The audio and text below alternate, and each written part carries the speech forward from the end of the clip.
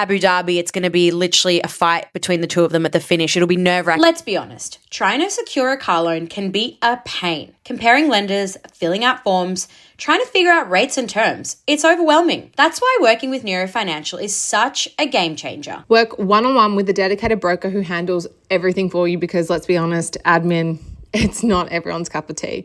From finding the best deal from over 90 lenders to doing all that paperwork and to guiding you every step of the way. It's like having a personal finance assistant whose only job is to make this easy for you. The service is completely free to you, doesn't affect your credit score, and you're never pressured to go ahead unless it's the right move. Take the stress out of getting your next vehicle and call Nero now on 1300 025 949 or visit nerofinancial.com.au/paddock43.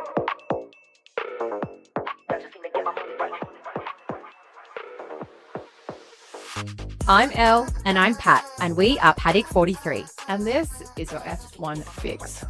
New studio. Welcome, guys.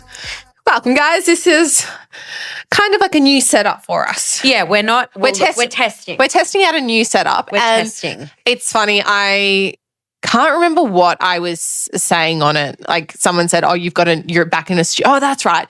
No, when we recorded the Ava episode, someone commented being like, "Oh, you guys are back in a studio, finally in a studio." Yeah. And I was like, you know what? Not everyone can afford to be in a studio at all times. And I said, we're working on some new setups and some new ideas. And the goal, look, we love this is a studio, and the goal is to get back in there and, yeah, eventually get back in there. But this is just a new idea that we've got, and we thought we'd have a conversation in here. Also, it's been 2 weeks since we've recorded together. I know. I've been down bad with influenza A, which is not fun. Get your flu shots, everyone, if you are in the middle of winter, wherever you are in the world. It was a really slow demise for you as well. You're like, I'm kind of sick. And then like, I'm sick. And then it's like, I'm dying. Yeah, there was a good couple of days there where there was like, I was feeling sick and then I had to go work on a Friday and I was like, no, I can do this. And I was sitting there with you. I actually saw you that morning and I was like, I just have a headache and a runny nose. And you're like, yeah, your nose is full. And then I got home and the next day I was goners. I was not good. And I was like, I feel so bad. I've been around everyone. I don't think you got anyone Not sick. A single person that I was around got sick. So not even the mush. Yeah, I managed to keep everyone safe and sound, thank God. Even Tom was fine, but whatever I had was not great. I think it was your body telling you, slow down, please let me rest. Honestly, and last week was so hard because I had so much work to do. Luckily, I had nothing scheduled to be out of the house and working, but I had a lot of in-house work. So that was fun. And if you have sick leave, take your sick leave, people, because working for yourself, I don't have sick leave. And that was a really big struggle. But yeah, how are you going? What's happening? I'm good. Obviously, we are off the bat of Silverstone GP. It's funny because we always say Silverstone, but everyone in the UK is like Silverstone. I know. Tom corrected me on that this morning. He's like, it's Silverstone. So Silverstone Grand Prix. I just say the British Grand Prix now. Yeah, British Grand Prix. We're off the back of that. We will get into that. But hey, what's been happening? What's happening in the news cycle? Tell me. All right, lots has been happening, and I'm going to start off with a point that you put in, which will lead me into another point. Okay.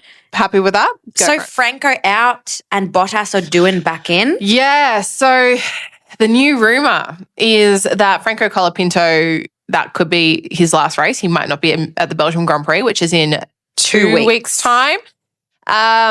Interesting.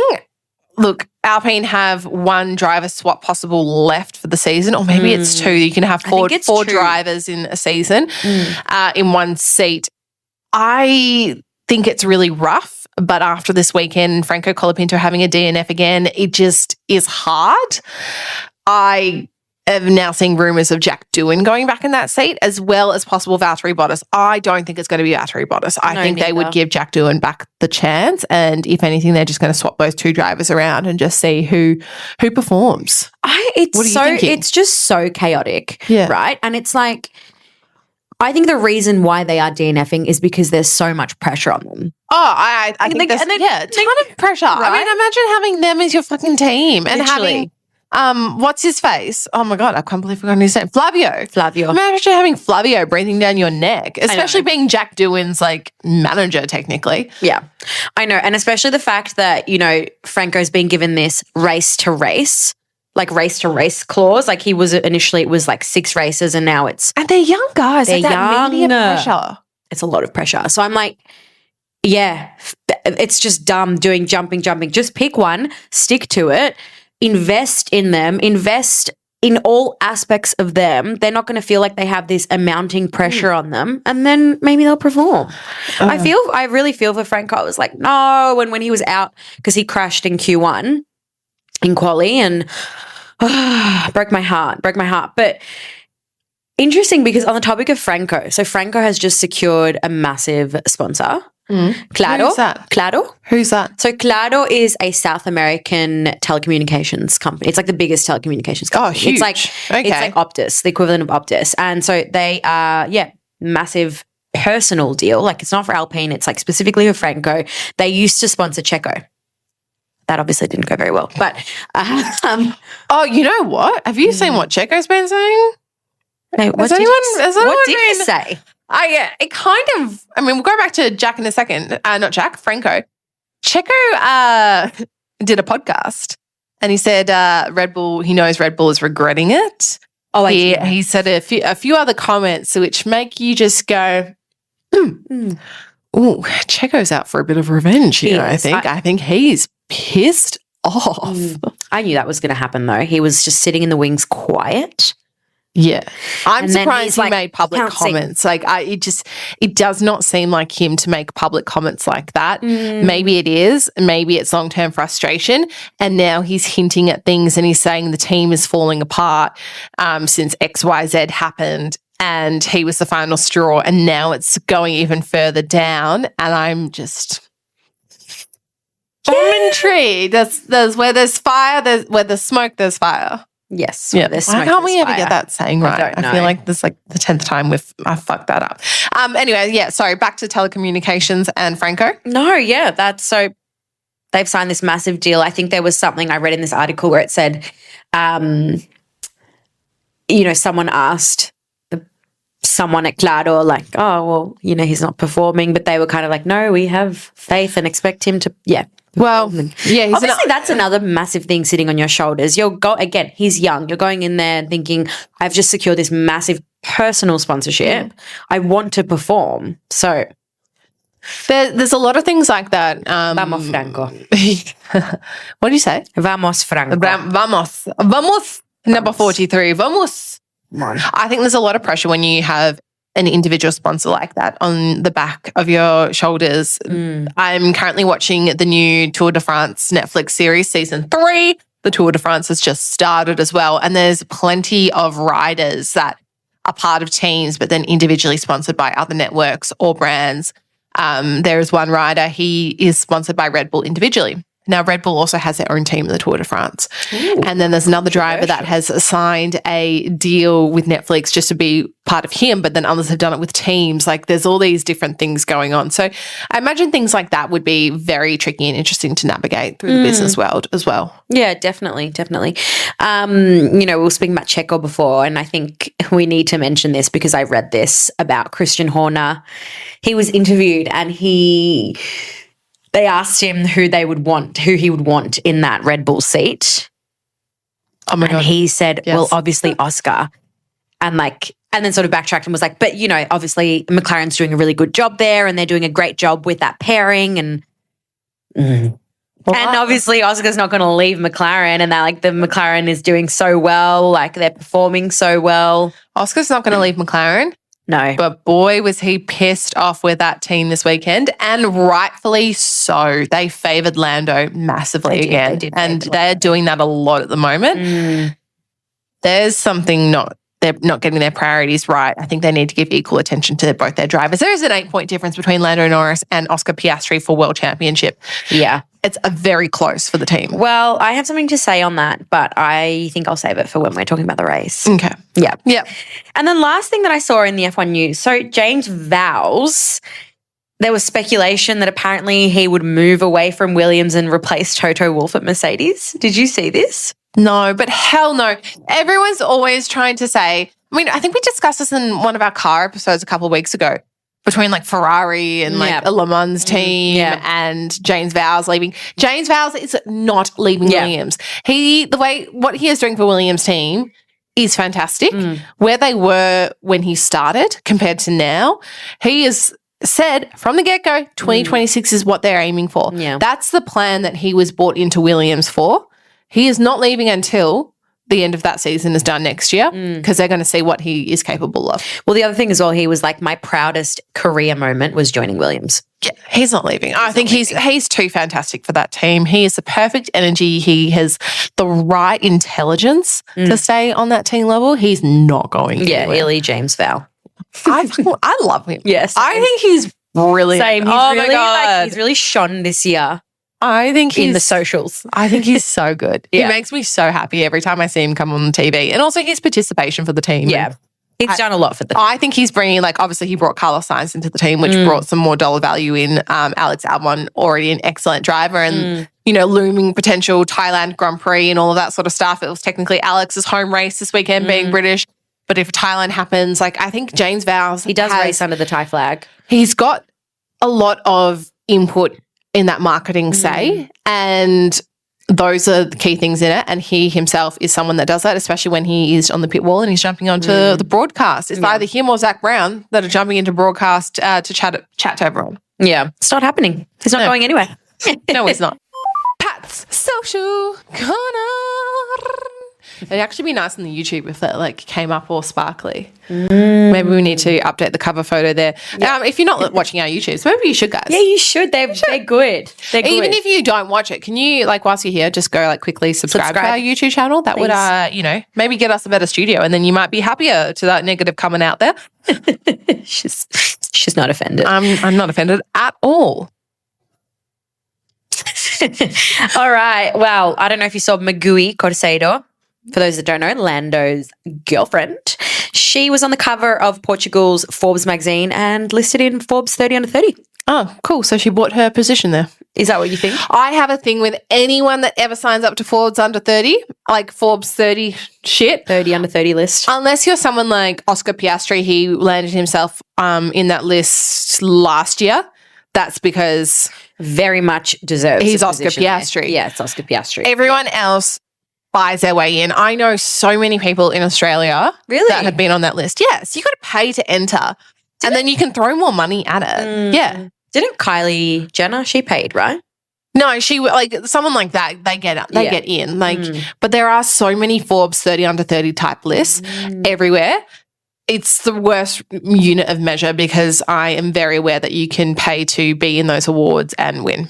Also, I'm like, it's something that's sort of hard to quantify. Like, what actually makes someone, I mean, unless even the whole Kylie Jenner thing, they were kind of like, she's self-made, but then also she's not self-made. But exactly. But then it's like, is she self-made? Not really. Like when you've got like that much financial backing, that much social backing, you're so well known. No. Like she knows how to market herself and got a team around her that would help market her. She does.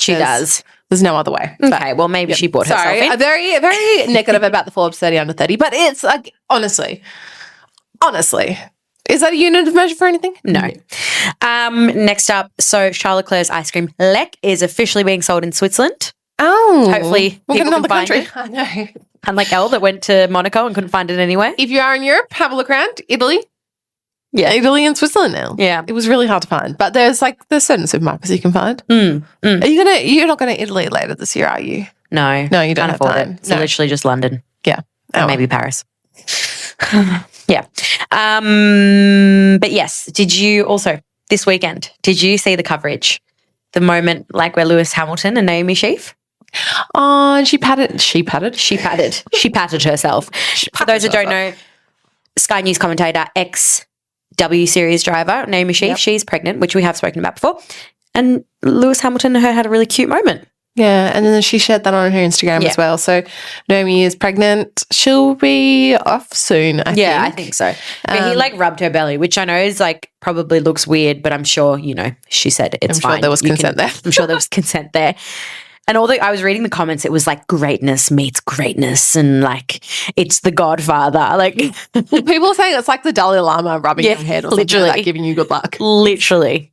It's the equivalent. If Lewis Hamilton is giving you that sort of praise, it's the absolute equivalent. And I mean, he's probably ooh, bless his face was so, yeah, his face was so cute as well. It was his eyes were lit up. So I thought that was a really sweet All footage moment. of Lewis Hamilton this weekend and the last weekend has been really, really happy, which is really surprising because he's usually quite, he's got that aura about him, but he's usually quite closed off. Everything that I saw across the British Grand Prix, lead-up market, all of that sort of stuff, Lewis Hamilton looked so pleased and happy and participated a lot. I mean, it is his home race and he does have a straight named after him, so I think there's a bit of pressure on him there. Yeah, I think so. I will get more into that later. And then on the topic of, because we were speaking about Colapinto before, I don't know if you saw early on this week, they were doing a funny coverage of the players kicking rugby balls. I don't know if you saw that. No, I didn't say that. What happened? At the circuit. And Martin, so when Colapinto went to kick the ball, I think they had one go. Martin Brundle was like a contract with Alpine, you only get one shot. That's so brutal. Yeah, brutal. Martin, brutal. I still have brutal Brundle. I feel like brutal Brundle has his moments. I don't think I'll ever get over the moment of Martin Brundle and I in the paddock after the Oz GP in 2024. It still haunts me. It's been a year and a half. Haunted for you. I think about that incident way more than I need to, but he can be sassy as fuck. He can be. On his scooter. That is a sassy comment from him. Yeah, sassy. Well, they always know something is up, don't they? Yeah. The race. Let's start it off with quali, because I've got a couple of points here. I felt for Ollie Bearman because he qualified 8th, which I think is his best qualification. Yeah, so he got a 10-place grid penalty. Can you explain that? Yeah, so he got a 10-place grid penalty. I think it was during practice 3. It was kind of a weird situation. So basically he was coming into the pits way too fast. Way too fast. Is that where you got the... Yes. And then he says it's because he had an issue with his brakes. And I think before that as well, But they can investigate that if he's got an issue with his brakes. Yeah. They can check the PSI. Yeah. And then I think as well, it was too... And then I think before that, he was going too fast during a red flag. Oh. Yeah. Okay. So he got a 10-place. Well, the red flag makes sense. Yeah. But they can check the PSI on the brake. I think they said afterwards it was no. But he was pretty good. In the coverage afterwards, he was like, yeah, I stuffed up. It was my bad. And you could tell that he was disappointed because he's I qualified 8th. So no, that was a bummer. And then also Charles. Charles was so hard on himself. You need to, I'm going to let you explain this. I feel like this is... Go for it. Tell everyone from the beginning what happened and how it finished. I read this article. So poor Charles, I think he's really hard on himself at the moment. And he's like, I don't understand what's wrong with me. I've got, because obviously we saw the Ferraris were doing so well in practice and I was like, come on, it's happening. And then quali, Charles was like, literally his words, I'm doing so fucking shit. He's like, I don't understand why I'm not converting in qualifying. And then I think he got 6th in quali. And he got top 1, top 2 throughout practice. Yeah, well, it's a bit like that for a lot of teams at the moment. Sometimes they're performing in practice. It's No, but I see Ferrari. Yeah, I know. But the Williams have been performing in practice as well. And then it comes to quali and they're not qualifying in quali. I know. Pretty much. So... Such a bummer. I don't know if it's also then, you're doing well in practice because the top teams maybe are not going as hard. Probably. McLaren and Red Bull do not need to go as hard in practice because they're literally taking it as a practice and to get a feel of the car. But yeah, and then, we did mention before Colapinto's crash as well in Q1, which was unfortunate. I think we should get into the race. The race that stopped the nation. The race that literally stopped the nation. And if you're not understanding that reference is for the Melbourne Cup, horse racing here in Australia. It definitely did stop the nation because England went from this 40-degree heat wave apparently on the Friday it was absolutely unbearable being there. Like it was disgustingly hot to absolute pouring It's giving Melbourne rain. 2025. The amount of rain that came down, and I just being there last year when it was raining, I was like, well, at least it's not 8 degrees and windy. I don't think it was that cold, and I don't think it was windy. It was absolutely miserable last year, like bitter, freezing ice winds. Ugh. But at one point on the track, they had to have a yellow flag and a virtual safety car because they could not see. Yeah, it's Did insane. you see that footage Insane. of like, even when, who crashed because they couldn't see Franco Colapinto? Not Liam Lawson. Not Liam. Liam Lawson came out on the first track. With no, Ocon. It was, even with like, you could not see so badly that there was even footage of Isaac Hajar. And it's taken vision from obviously where his helmet is. It is just like fog. And that is what all the drivers were saying. So scary. And he's coming around a corner and he doesn't see the red lights of the car in front of him because it just appeared out of nowhere. And it's Franco Colapinto and he kicks the back of it. Isaac went straight into the wall. Luckily he was okay, but there was a lot of damage done to his car. Yeah. But he just could not see. Yeah. The spray on that was insane. And obviously, you know, I lost count of how many virtual safety cars we had. I wish that was a drinking game. That would have been fun. Because, it would have been a very oh my fun God, that first game. half of the race was just like bing, bam, boom, boom, boom. Literally. Virtual safety car. Literally. And even I know that, I mean, we should mention as well, I thought it was interesting, you know, circling back to the formation lap. Did you see, so Charles Leclerc and George Russell went straight into the pits to get tired because everyone was sort of like, all the teams were going, what's the forecast, what's happening? Because it was, like you said, sunny at the beginning of the race, but they knew rain was coming, I think, around lap 12. And they were like, what do we do? So Charles and George came in at the formation lap and did a tyre change. What? And then rejoined back on the grid in their spots. I missed that entirely. Yep, so that happened initially. And then frustrating as well, that first crash, Liam Lawson's crash. I had to go back. I was like, wait, did I miss something? I was like, no, the broadcast. Sky News missed something. Yeah. It's like they spoke about it. They didn't show a thing. Learned it is not Sky News. Okay. But it is UK media broadcast. Okay. So it is F1 themselves. They never filmed that crash because I actually saw that in the corner and you could hear Martin Brundle being like, oh, I think someone's just gone off. Because you see it in the distance and they're just focusing on Max, Lando and Oscar at the front. And yet, Liam fully came off. He got tapped. Yeah. Car gone. It didn't even, I think by Esteban Ocon, it didn't even look that bad. But then it was like his like back left tire just like combusted. Like, yeah, no, it was gone. He was trying to get it. So we had a virtual safety car right off the bat, first lap, boom, boom. And then, and then it was just like dominoes. Pew, pew, pew, pew. I know. It just kept happening. Like Max was like, this is so slow. Like when he came off in one of the virtual safety cars when they restarted and he skidded out and he went back down to 9th or something like that. He was like, everyone's so slow back here. And Lando Norris, when he was in 3rd position, he was like, I can't see because the spray was so bad. The only person it was benefiting was Oscar Piastri. Yeah. Which was a disaster. And this pisses me off. Okay, so we obviously had so many yellow flags. One of them should have been a red flag, to be honest, but that's a different conversation.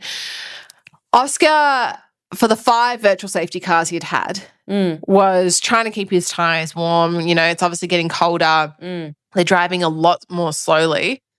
He's, you know, braking a little bit as well. He's got Max on his back literally as well.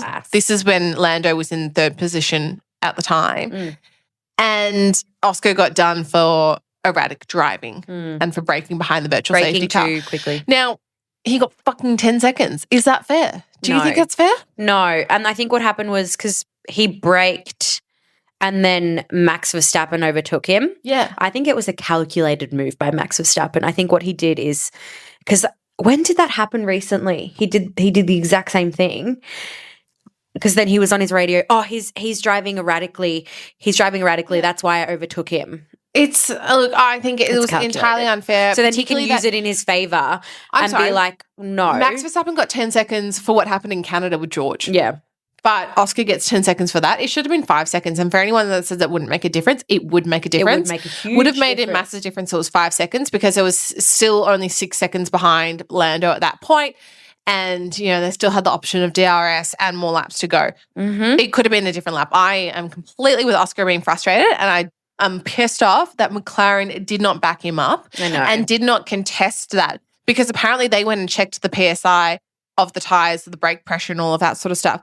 And it is possible that it could have been less of a penalty. But the FIA are just clearly making up their own rules with this situation. And they're like, it's part of our rule book. And it's like, well, hang on, but you're giving the same rules to George? They don't understand the rule book. That doesn't make sense to me. Constantly rewriting the rule book. Interesting, because I was listening to the broadcast afterwards and they were interviewing Zach Brown, and then Lando Norris's dad came over at one point, and Zach, I don't like what Zach Brown said. He was like, he was just backing up Lando. Well, no. So they were like, the Sky News broadcaster was like, that was so epic. You know, now I think there's only like 6 or 8 points between Lando and Oscar. So he was like, so Lando's dad, I think at one point came over and was like, yeah, I told you. So basically Zach Brown was like, yeah, I made a promise to Lando's dad saying that Lando would win the British GP, which is kind of like, you can't promise that, but cool. That's like a surgeon promising your dad. Yeah. And then surgery is 100% going to go well. And then the broadcaster, the Sky News broadcaster was like, oh, you know, that was just epic. This has been such an epic battle between the two of them. You know, do you think it'll be down to the wire once we're in Abu Dhabi? Like, is it going to be down to the wire? Like, isn't that going to be exciting? And then Zach Brown was like, oh, yeah, like that. Do you know what? That would be really exciting. Like, I'll promise you that. I'll promise that. Abu Dhabi, it's going to be literally a fight between the two of them at the finish. It'll be nerve-wracking. I promise you that that's what it'll be like. And I'm like, I feel like this is, I don't want this to come across badly. So what I'm getting you're saying is that there's controversy here and there's something shady going on, which leads me into the Lando stand. Why does Lando all of a sudden get a stand at the British Grand Prix? No, I'm like, yes, he's a fantastic driver. Yeah. But he's only just started winning this year. Yeah, I know. So why has he gotten it all of a sudden? It's obviously backed by Monster because it's got all the L4 and Monster stuff going on. But why does he get a stand? Lewis Hamilton got a straight at the British Grand Prix because he is a world champion. Lando Norris is not a world champion yet. It's like saying, you know, okay, OzGP, we need an Oscar Piastri stand. Yeah, we do. But we probably do. But we do. We do. But then it's like, what about a George Russell stand? Yeah, he becomes world champion. Then he gets a stand. That's sort of what it is. I mean, we have the Ricciardo stand, obviously at the OzGP, but he also was such an icon for Australian sport and Australians in F1. But then why don't we have the Mark Webber stand? Like, there's a lot of things, and I think a lot of money comes into play with this. It does. But I'm very aggressive this morning. No, I know. I don't want this to come across as badly, but I just feel like Zach Brown, with the way he's speaking that way, it's very like American. Yeah, okay. So, do you know what I mean? But I also think Americans always have this promising, like they sell you the stars. It's like if you go to Hollywood, you're going to be an Oscar-winning actress. Yeah, like, so we're going to make it. And then it's like, you just go to auditions. Yes. It's like he's trying to be, look, I understand they don't want to have a number one driver.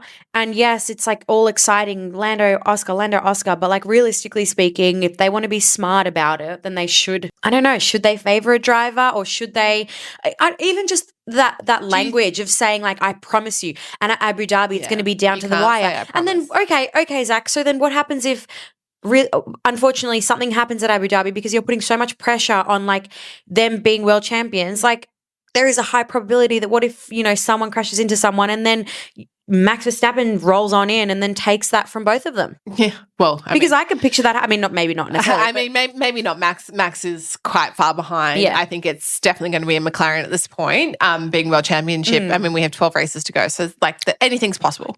Anything's possible. But but also are we being a little bit biased because we're Australians and we're like, come on, Oscar. Yeah, we are being biased, and yeah, we do want Oscar to win. Yeah, of course we want Oscar to win, but also, there's just a lot of behaviours that I think everyone is picking up on. They're just going, hang on, is Lando favoured? Every week when we put up the question poll box for people to submit their predictions, the amount of people, and I just don't make them live, that say, it'll just be a Lando show with Sky News. It always is. Yeah. But look, at the same time, I am proud of Lando. Like, I think winning a home Grand Prix is epic. But at the same time, I'm like, proud. Well, obviously, McLaren favoured him because they wanted him. Literally, it's like, I promised Lando's dad that he would win British Grand Prix. But, you know, it's incredibly special winning the Grand Prix and having all his family there. You know, he was saying, like, my grandparents were there. Like, that is something that you'll cherish for your entire life. And I think he also, like, Oscar was clearly pissed off and knew something more had happened than just the FIA, because he couldn't even talk afterwards. He said, no matter what I say right now, I'm going to get in trouble. So he just said, as he should said, he just said, congratulations, Nico. That's the highlight of the weekend. Yeah. He didn't even congratulate really Lando. He said, obviously, great win. But, like, it was just, he just made it about Nico. Yeah. Which then. Well, actually, I did have one more thing on this. I'm sorry. Before we get into Nico, because we do have to get into that. But I was going to say, and forgot to mention with quali, obviously I was very disappointed because I don't know if you saw, like, all the memes about, you know, Lewis Hamilton, he's been, like, for the last 9 years, his worst performance was, like, third. So he's had a podium for the last 9 years. Most of them he's won the British Grand Prix. And I was very upset because I was like, what happened? Could have been a real opportunity. Max Verstappen in quali wasn't even performing in Q1. He was like, I don't know what's wrong with the car with 7 minutes to go. And then all of a sudden he just whips out this, like, flying lap and ended up getting pole. He always does that. He always says it's almost like, I think it's like poker face, like a bit of psychology. I know, but I think everyone is tired of hearing, oh, what's wrong with the car? The car is shit, the car is shit. And then he just, like, pulls a pole. Yes, I was very upset that there wasn't, not even on the second row, the Ferraris were in the third row. And all this stuff about Lewis and, like, Lewis has to perform and, like, this, you know, I saw this funny video of this guy, like, Ferrari, he has to perform. And then and I think the top 6, it was the tiniest margins in quali, right? Yeah. And then this morning watching the coverage and seeing Lando win, I had this thought that I was like, maybe I shouldn't be disappointed. Maybe I shouldn't blame Ferrari, but instead it's like there comes a point when there has to be, like, a changing of the guards. What do you mean? So eventually everyone ages out, right? Oh, yeah. And, like, Lewis has performed and done so well, and, like, maybe it's not necessarily a Ferrari issue. Maybe as well it's just, but isn't it? I'm going to challenge you on that. I think it's a Ferrari issue. I'm trying to, you know, defend them, even though I don't defend them anymore. I think everyone has to stop defending Ferrari. They are a meme for a reason. I know they are, but at the same time, like, it's nice seeing someone else win, another Brit win. I know. Everybody wants British Grand Prix. Drive a Ferrari. Everyone does want to drive a Ferrari at some point. I mean, we've seen it with all F1 greats that have moved to Ferrari. Yes. It's a curse. I don't think it's a curse. I think Ferrari. Charles performed really well at Ferrari. Yeah, but I think it's a bit of a curse. So when you move there, being greatness moving to Ferrari is curse. I don't know about that. I don't know. I'm not buying into that. But we haven't been proven wrong. I know, we haven't been proven wrong. But anyway, Nuno. Okay. Wow. No. Shut down my conversation. No, because I don't want that to be the case. But that's what I do think it also is a bit of a changing of the guards. Like, it is nice to see other drivers, other British drivers. All right, let's talk about aging out. For all the best adventures around Australia, head to adrenaline.com.au. Their mission, helping Aussies find and try fun to do. Yeah. Sorry, we had to beep that one out there. We're talking V8 driving experiences, rally cars, F1 style rides, skydiving, jet skis, you name it, we're trying it. There are over 2,500 experiences to choose from, and we're having a hard time picking what we're going to do next. We're seriously pumped to be partnering with Adrenaline to show you all the epic stuff you could be doing with your weekends. So what are you waiting for? Go find your next adventure at adrenaline.com.au. Make sure you use the code Paddock10 for 10% off your next adventure. Nico Hülkenberg. But he's not as old as Lewis Hamilton, is he? Yeah. Yeah, he is. I'm sorry. Nico Hülkenberg, 15 years, 8 teams, 239 races, finally got his podium. I know. Talk about aging out. I'm proud. I am ecstatic. I mean, the stars aligned for him. He couldn't have had a better race. Was it his driving or was it luck? Bit of both. It was a bit of both. It was probably more on the luck side. He pitted at the right time. He got the tyres strategy right. He had downforce like set up right correctly for him. A couple of DNFs helped him out, a couple of safety cars. And he had a new floor in the car. So there's like a lot of little different things. I was really happy for Stake to have that moment, but I was really happy for Nico as well. And it was really gorgeous watching his daughter watch him get that podium as well, and seeing all the messages. Gabrielle Bortolello got on the radio and was like, I'm just so happy for you. And you had to laugh at how fucking bitter Oscar was, and then to still ask after the interview, being like, Nico, I just have a question for you. How's it feel, your first podium being a Lego trophy that will fall apart? And he goes, yeah, well, my daughter will probably take that apart, but I do like Lego, so we can have some fun with it. Oh, that's so great. I'm like, okay, can we chat British Grand Prix and Silverstone about making Nico Hülkenberg a personalised trophy just for the situation? Seriously, I know. Make him a real trophy. Yeah, like it just kind of funny. It is funny. Look, I think Nico's podium is definitely going to overshadow Lando's win. It was really hard to know who you were happier for, because obviously home race for Lando. But Nico Hülkenberg having his first podium like that, just everyone excellent. was celebrating him. Like even I saw this photo that Mercedes ended up sending him a gift. You know, they sent him champagne because Stake didn't have any champagne, because why would they keep champagne on ice to celebrate? Bless. You know, all the other teams do, but they don't, because they just never expect that. So all the other teams sent over their champagne so that they could celebrate. Sweet. And now they've got a break so they can properly celebrate as well. I'm like, no one's really celebrating harder. No one's celebrating harder than Hülkenberg. It's absolutely excellent. I was so happy. I was so surprised. And then also Lance Stroll was up there at one point and I was like, oh, what? What is happening in the House of Commons? Do you know what? Even like there was a really beautiful moment with Max Verstappen like congratulating him. I'm seeing like a lot of like warmer moments from Max. I've been saying this. Okay, this is what makes me think that Max is nearly done. He like came over to like Nico and like had his hand on his helmet and was like, but okay, but also I think because Nico's been around for so long. I mean, even Kevin Magnussen was in the garage with us. Yeah. But okay, so on Max, obviously he's having all these sweet moments with Kimi. Kimi gave Max a tow. Max gave Kimi a tow. They've been helping each other out. Then they went and got pasta together. Like there's there's like nice little things. I think Kimi like cut Max off at one point last week. And there's all these little things that everyone's like, something is going on, that they're being really kind to each other. And I'm like, also he could just be kind. He probably is a kind person who just gets frustrated when he loses. Yeah. I think we're making too many assumptions. But there are warmer moments from him. There are warmer moments. The dad's coming out in him. It is. It's really sweet. But, you know, I think we need, like on the topic of Nico, I think we need to talk about the podium. His first podium. And it just looked really disappointing. I don't know. I think Oscar just copped some champagne to the eye and was like standing there for ages, like holding his eye. Lando ignored him. I mean, I think they kind of both ignored him, really. McLaren went to the side of the podium. They went to their racing engineer. And but Nico sort of just stood there looking around being like, where did they go? It was really sad. It was a really sad and awkward moment, and it was unfortunate. It was his first and probably only. It could be the last. Could be his only first and last. Then he like went over to the corner to his team and like started spraying his team. I think it was really disappointing. It could have just been, I don't think it was on purpose. I think it was just completely coincidental that they went that way.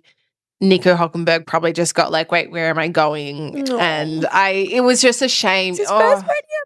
Nowhere to go. I know. I know. I felt really bad for him in that moment, but shit happens, I guess. Yeah, shit happens. It was, so exciting to see the Stake team down there and celebrating. Haley was down there with the Stake team. Oh my God, I love that. Yeah, I love that. Love that she was down there. If you haven't already listened, make sure you listen to our episode with Haley. Yeah. Came out 2 weeks ago. It is a good episode. And I just wanted to say, finally, on the race. Now, we obviously had a lot of safety cars. We had virtual ones and we had real ones. And I was thinking, I was just watching the guy in the safety car and I was like, fucking euphoric would it be to be the driver of the safety car? You feel like you own the world. Knowing that you're controlling 20 rich bastards behind you. Yeah. And no one can go past you. No. How good would that be? You almost want to give it like an extra 5 seconds. They're like, okay, and clear. 5, I was just like, 4, 3, 2, 1. All right, now I'll clear. What a special damn job. Very special Like- job. It's also a sick car. We've been in it. It's very, very cool. I was just like, this is such a... No, it was Mercedes this year. Oh, was it? Yeah, it's Mercedes. It was Aston Martin here in Australia. It's not the same everywhere. I thought it was an Aston Martin over there. No, it was an orange Mercedes. Oh. Yeah. Ignore me. Yeah. But yeah, I was watching the guy and I was just like, You're a God, lucky man. he would feel so powerful right now. Yeah, indeed. The power of controlling all the F1 drivers. Yeah, I think that, yeah. Look, we need to speak about something. Yes. I know we could have covered this in news, but I think it deserves to come after the race because of all the rumours and especially the point that you've written about George and the race. Yep.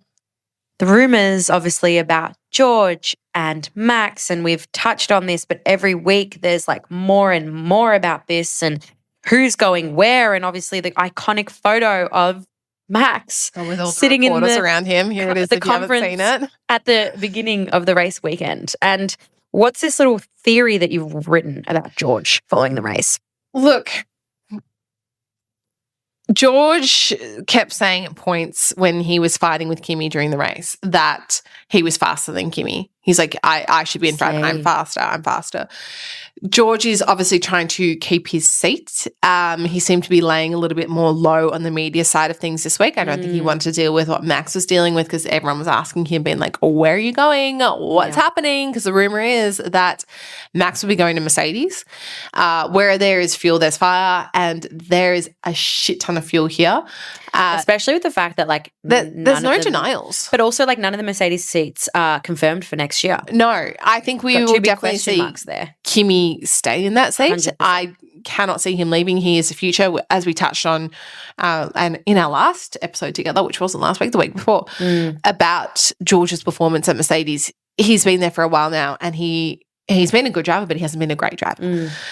He's been up there consistently, but that's where he's sort of stayed. Is it him or is it the team? Is it time for a change of the guards? And it's very, very possible that Max could be going there. Maybe they do a direct swap and George goes to Red Bull. Yeah. Or he heads over to Aston Martin if Alonso doesn't stay. I mean, a lot of people only have a contract for this year. Yeah. So we're approaching silly season. So I think something will come out then. So excited. I cannot wait. And time will tell. I'm in two minds. I say so many, I don't say so many different things. I'm like, I could see Max going to Mercedes, but I think he's ready for a change.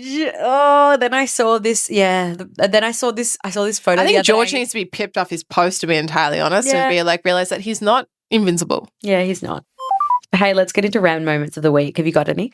I've got none. Well, because lucky that I I was have like, two. okay, just to put in perspective, and I said this to you earlier, I felt like I was at Silverstone even though I wasn't there, purely because we had Hayley on the ground there from Principal, and she was trying to do her actual job. So I was doing all the Principal stuff because we were doing lots of sales. We had lots of customers over there buying hats, and I was trying to organise where they'd pick up the hats from and all that sort of stuff and the jumpers. So I was more focusing on Principal throughout the weekend, which was exciting to see. My random moment, which is my great. Actually, I'll save it for the green flag. You go. Random moments. I'll save it for green save flag. for green flag. All right. So there was two that I thought were funny. So there was this clip of George Russell. I don't know if you saw at the beginning of the like broadcasting of the weekend.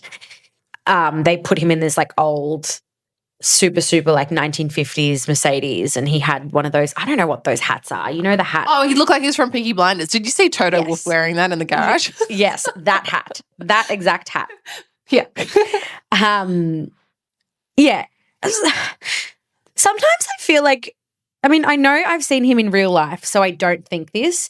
Sometimes I think he kind of looks like this creepy AI doll. Do you get that vibe off George? Because he's got like perfect skin and a very symmetrical face. Yeah, it's kind of creepy. And he looked like this distinguished gentleman.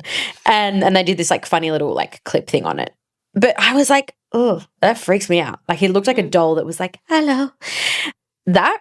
And then also Keanu Reeves was there this weekend. He's often at race weekends. He is, and I want to know what you're going to say about him being there for a random moment, because he's always there. No, well, the random moment is the fact that Sky News was like, oh, look, and Keanu Reeves, I think it was on Quali Day he was walking. They're like, yeah, Keanu Reeves is there. Look at him. Oh, no. They made a few comments about him. Right next to him was Eric Banner. Yeah. And I thought they were going to be like Keanu Reeves and next to him Eric Banner. They were just like talking about Keanu Reeves and Eric Banner's right next to him. I was like, what about Eric? Give him some credit too. So Eric's actually been in the last couple of races. Yeah. And they've shown him on the TV each time. They never name him. I don't think they actually know who Eric Banner is. Really? Because he was in Oscar's garage the other day because he's very close with Mark Webber. Who is Oscar's manager. We were chatting to him at MotoGP about that. Yeah, and we said, would you like to come on the podcast? And he said no. He's a very quiet figure. He's just a really big fan of the sport. I think there must be some involvement because he's always around with Mark and Oscar. And yeah, they panned to Eric Banner in Oscar's garage. And this is in Austria actually. And they were just like, and there's a friend of Oscar Piastri. I was like, yeah. What? That's an Aussie legend, Eric Banner. Oh, yeah. So I don't actually think they know who he is. Well, come on, Sky News, get your story straight. I thought they would, but surely he's always around. Also, like, he's been in some pretty big movies. He was in Troy. Eric Banner. Anyway. Yep. I have two really amazing green flags. So the first one is that we had one of our principal Lando hats signed by Lando Norris, which was very exciting. We actually caught footage of it because McLaren just happened to put that on their stories, which was so exciting that that's what they featured on their stories. Isn't that the second time that something from Principal has been in a McLaren story? I think it is. I think like a few Principal was also on ESPN as well as the F1 stories. There were lots of little clips floating around like that. And it's really cool to see it popping up in big channels. But also half the time we don't spot it. It's a lot of the Principal fans sending it to us being like, oh my God, did you see this? And screenshots. And then you get 100 messages from people and you're like, yes, I saw it. I see it now. But thank you very much. Everyone's not messaging. I see it. I just needed one person. Yeah. So really great to have so many people around being like sending that to us and having so many eyes on us. But my biggest green flag was that I ran a 10K yesterday. Woohoo! Which might not be a big thing for people, but I haven't run that distance since I was like 14. Wow. I reckon. And I'm 31 now, so let's say that's a different lifetime. So I'm saying I never have run that distance before. And it was my goal by middle of this year. And it is funny that I actually went back and had a look at my notes file, which has my goals for 2025 on it. And it was run a 10K by mid-year. And I looked at that on Saturday and I was like, I did it. I was like, oh, fuck, I haven't done that. And then the next day I was going for a run with someone and I just had that in the back of my mind, and we ran around the Albert Park track as well. Yahoo! And I had like a lot of different F1 thoughts and training things, and it was just a very euphoric moment for me to actually complete that, and I had a little tear at the end because proud of you. How often do you actually write down a goal and achieve it? And something that is not an easy goal. That wasn't an easy thing for me. That was a very, very mentally challenging thing and really hard physically because I've been so sick. Yeah, I know. I was like, Ellie, you okay? Were you coughing afterwards? But also, I never was coughing during my sickness, which was great. But I think I, had been training to run this 10K, but I still hadn't gotten above 5K. Wow. So I literally just doubled it. Shows us all having someone there to like help you push you through. Oh, yeah. Thank you, Stella. Proud of you. Thank you. What about you? Red flag? Do you have a red flag? I have no red flags. Oh, nice. I mean, I could say all the boring shit, but no, I'm just focusing on the green flags this week. Love that. Yeah. That's great. Well, I'll start off with my red flag and then I'll say my green flag. My red flag, and I didn't say this whilst we were talking about the race, I feel like this might be a red flag for you too. The other day, we're on the other side of the world and most of our races are at different times, right? And a lot of the time, like, I'll go into a race weekend and be like, oh, yep, I'll, watch it on Monday morning, and kind of just be like, yep, I'll watch that race on Monday morning. And this whole weekend, I was like, I just have this feeling that Silverstone is just going to be such an epic race. And there was so much, I felt like this weekend, and even across like a lot of the F1 creators in Australia, like it was like, I feel like everyone could feel the Silverstone energy from here. Oh yeah, right? It's huge. I don't get that feeling from every race. Really. No, and there was I think I can answer what that is because there's more marketing around. Yeah, of course. Around the British Grand Prix than any other race. Yeah. But even just like, I don't know, we see more Aussies go to Silverstone. Yeah, as well. that too. But I was like, I've just got this like amazing feeling, and like I just think it's going to be such an epic race. And I, felt so invested in this over this weekend. And I was actually going to message you and be like, should we watch this live? I just had this feeling. I was like, I just want to watch this race live.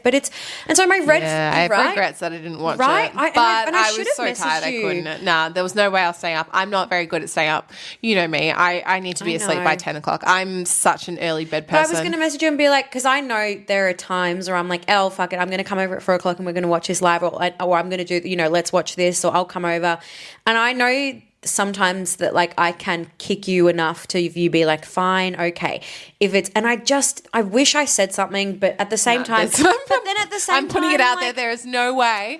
I'm going to say there is absolutely no way I would have stayed up. But even I would have fallen asleep. I'm not good with that. Look, we had an opportunity to have a live party viewing and I said no. Yeah.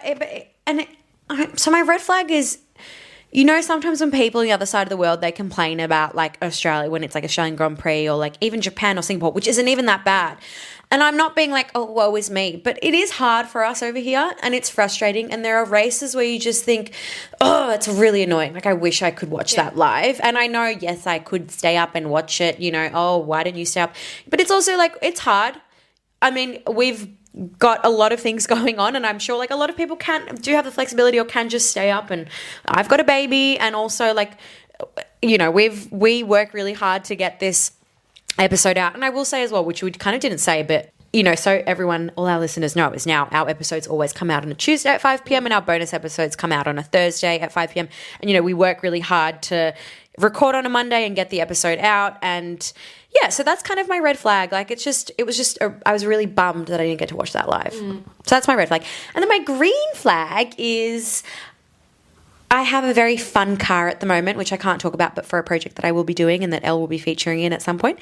And so Saturday night, Peter, I and the Mush went out for dinner, just like a real chill dinner. And then we left the Mush at home with Peter's parents. And we went for a really fun late night drive around like some really cool parts of Victoria. And it was just really epic, and like we just had a really fun time. And for those that don't know, like Peter is very much into cars as well. So that was very fun. So that's my green flag. And yeah. Happy times. Happy times. All right. We better get out of this. Yes. It's been a longer episode than usual. Yes. But thank you for listening. We'll see you next week. See you next week. No race. But if you've enjoyed this, please don't forget to subscribe. Give us a follow. Yes. Send us any feedback if you have it. Yeah. And yeah, we would love feedback, because if there's anything you like or don't like, we want to know. Yeah. We'll chat to you soon. Thanks for listening. Bye. Bye.